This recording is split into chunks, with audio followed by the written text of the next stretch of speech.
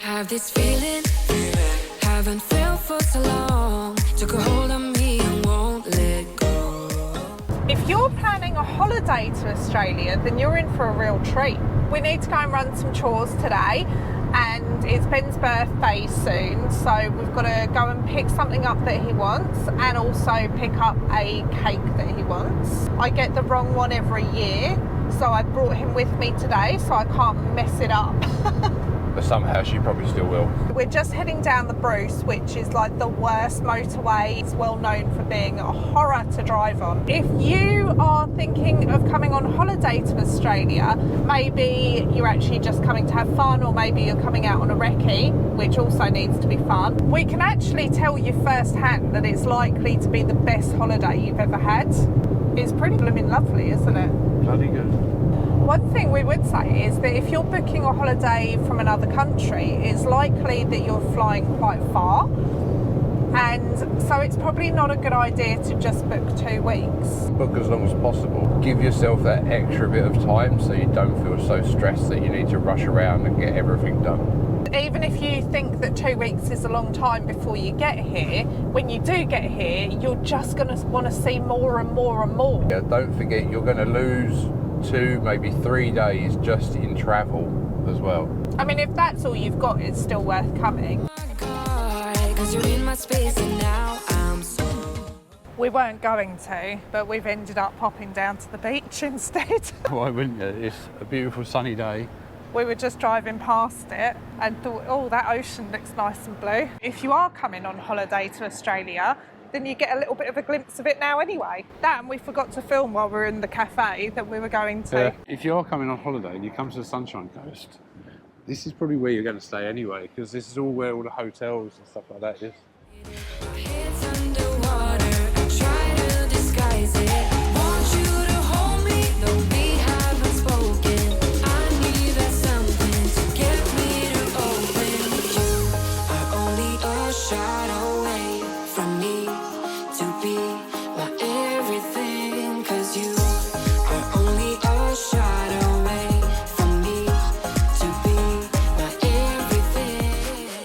Before you book a holiday, definitely double check what season it is, what the temperatures are going to be like. If you're going up to Northern Territory and you book their summer, you're going to end up dying. If you were going to Northern Territory, you'd probably want to book in the winter. And even we'd want to do that. And we're obviously now living in Queensland, so we're used to a bit of heat, but even us, we wouldn't go up there in the summer. I think the funny thing is actually, so certainly being from Europe, we're conditioned to think that we need a summer holiday.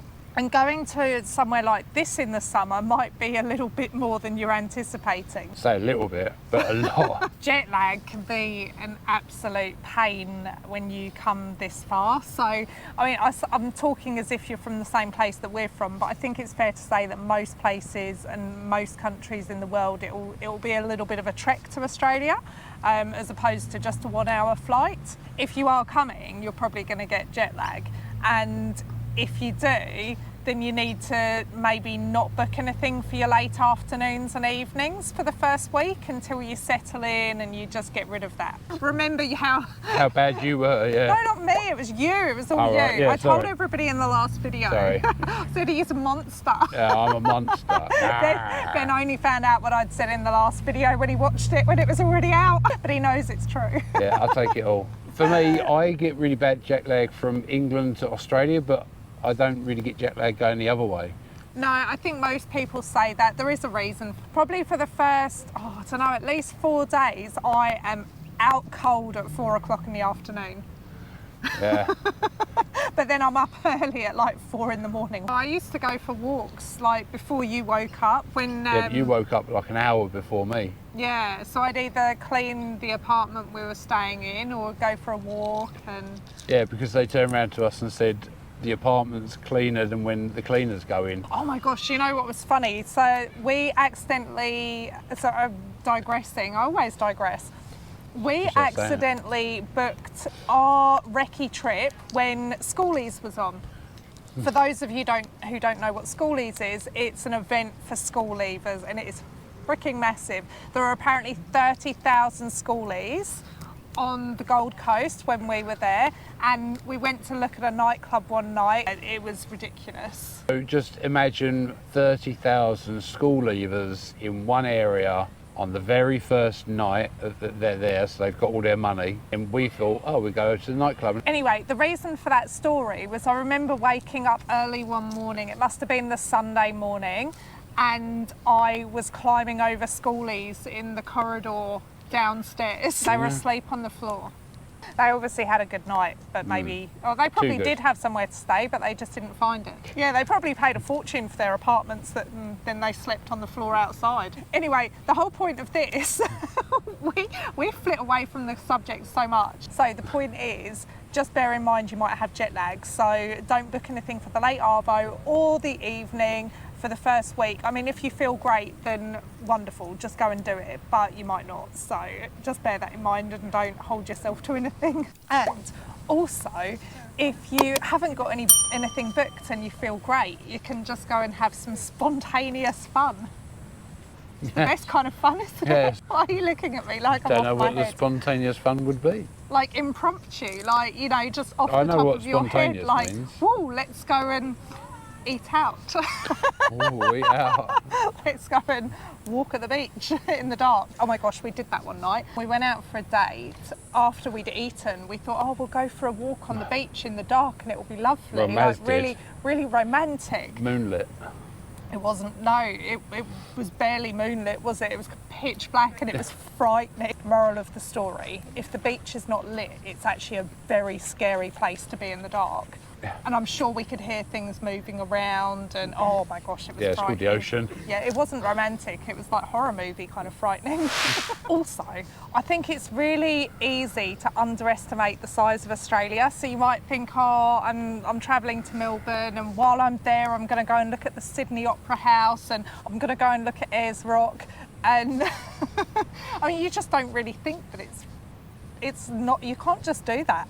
And you probably won't want to do it. You won't want to spend your holiday, unless you've rented a camper van and that's how you're rolling, you probably won't want to spend your whole holiday just travelling around. And flight prices, they're really not very cheap. But we do now have Bonza Airways up here as Oh well. yes, there's a new airline, it's called Bonza. Very Aussie. When I was at school, a lot of my friends used that word, Bonza. Bonza. I think we're meant to be the last generation to be using Australian slang and stuff, aren't we? Like the typical Australian slang. I don't know, it's just going to be different slang, but that's the same in every country. When we were younger, if you said something was sick, it meant it was really disgusting and gross and like, you know, there's something wrong with you kind of thing. And now, I forget, oh, it means it's good, doesn't it? But I was running an under-18s nightclub night years and years ago, and I'd never heard the saying before, and this boy came down and said, "This is so sick." And I'm like, "Are you poorly? Are you okay?" So old. So old-fashioned. I think I was like 24 or 25. Just not very cool. There's such an adventure as coming on holiday to Australia, to make sure you've got everything planned in advance, because you don't want to waste your days actually looking things up and trying to work out what you're going to do. Whereas if before you come, you spend your time researching, arranging your days out, and just basically getting everything that little bit more organised, you're going to have a lot more time when you're here to just get on with it and have fun. Have some backup ideas in case of bad weather. Not everything always goes to plan, so just have a backup idea of other things you might want to do as well. Make sure you take advantage of as many things as possible. Yeah, cram in the activities, because why wouldn't you? For a lot of people, this is a once in a lifetime holiday. Splash the cash, save up. Coming from Mrs. Tightwad, I'm tight sometimes, but she squeaks when she walks. stop. I just spend in the right places. Like an adventure, you've got to spend a bit more. Like when we went up to Airlie Beach, we ended up doing like 3 quite big Oh things. yeah, but they did nearly have to hit your hand with a hammer to let go of the money. No, I hadn't expected to spend that much, so I had to just think about it, and then I'm like, okay, we don't come up here often, this is a real special occasion, so let's just do it. If you are going to travel long distances and you're not taking the plane, you may as well make a road trip of it, actually. Yeah, get yourself a caravan, RV. Maybe even go a little bit wild and Oh, here we go. play Russian roulette with some some places to stay. The reason I'm saying this, I was just joking about the accommodation that I booked for us when we did a road trip. I'm not going to say the name of the place, but I pretty much booked us into the ghetto. Yes. It was very funny. And Then she wanted to go for an evening walk out after dinner. I did, and realised that everybody had guard dogs and they were not sweet pets. Yeah, every single house had a guard dog. It was rough. And then it was stepping over the needles and stuff like that as well. Oh my God. And then on the way back from that holiday, the holiday was lovely, by the way. On the way back from that holiday, I accidentally booked us into a working man's motel. But yeah, anyway, that was very funny. So, I mean, sometimes you do play a little bit of Russian roulette booking into these places if you don't know them really well, but I guess it's part of the fun, isn't it? Yeah. If you're going to road trip as well between places for a bit of fun, then I would do a bit of a mix of the coastal roads and also a little bit inland, because I really love the character of inland, but I love the views of the coastal road. Yeah. They are So pretty cool. I think you need to experience a little bit of both. Just be very careful though, don't think about kind of just going through the centre of Australia if you don't know what you're doing, because that's very dangerous.